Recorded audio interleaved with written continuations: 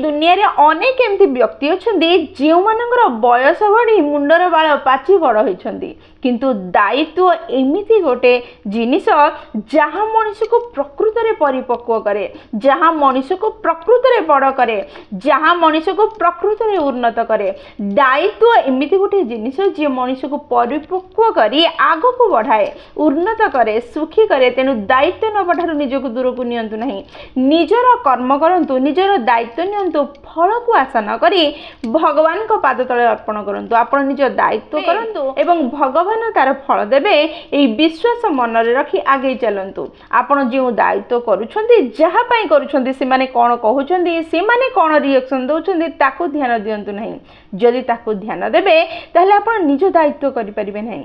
आपण निज ऊपर ध्यान दियंतु एवं फल भगवान को ऊपर छाड़ंतु। से निश्चय उन्नति करिवे, से निश्चय भल करिवे, से मंगल भवन अटंती, से निश्चय मंगल करिवे। आ सी थरे मंगल कले आपनकर अमंगल आ चाहिए कि केही करि परिबे नहीं। जय जगन्नाथ।